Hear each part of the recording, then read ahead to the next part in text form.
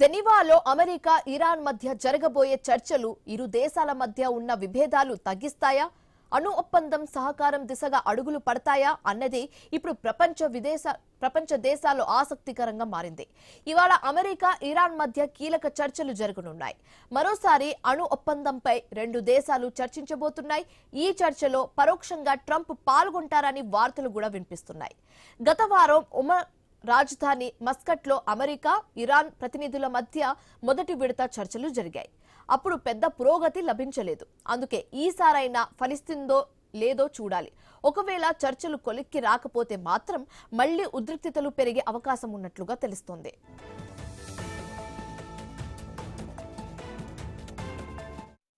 America విదేశాంగ కార్యదర్శి Marco Rubio hot comments చేశారు. ఇరాన్తో ఒప్పందం కుదిరించుకోవడం అంత ఈజీ పని కాదని వ్యాఖ్యానించారు. ఆయన క్షిపణి కార్యక్రమంపై కూడా చర్చ జరగాలని డిమాండ్ చేశారు.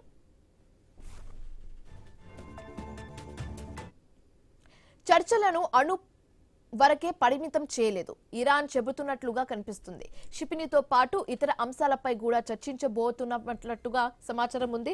అయితే ఈ నేపథ్యంలో జెనీవాలో జరిగే చర్చలు కూడా ఫలిస్తాయో లేదో అన్న సందిగ్ధత నెలకొంది. ఇప్పటికే అమెరికా యుద్ధ నౌకలు అరేబియా సముద్రంలో మోహరించాయి. ఒకవేళ చర్చలు ఫలించకపోతే ఇరాన్లో అశాంతి నెలకొనే పరిస్థితులు ఉన్నట్లుగా తెలుస్తోంది.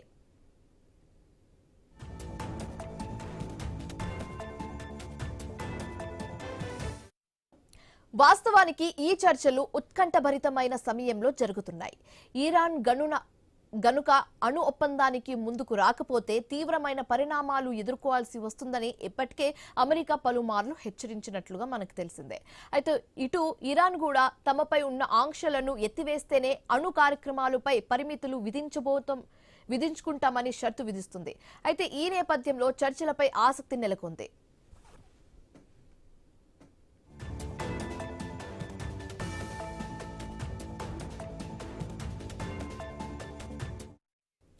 మధ్య ప్రాచ్యంలో నెలకొన్న ఉద్రిక్త పరిస్థితుల దృష్ట్యా ఇరాన్ అణు వ్యవహారం తేలడం అంతర్జాతీయ శాంతి భద్రతలకు ఎంతో కీలకం. ఒకవేళ జెనీవా చర్చలు సఫలమైతే అది కేవలం అమెరికా ఇరాన్ సంబంధాలకే కాకుండా ప్రపంచ ఇంధన మార్కెట్కు అలాగే భౌగోళిక రాజకీయాలకు పెద్ద ఊరట లభిస్తుంది.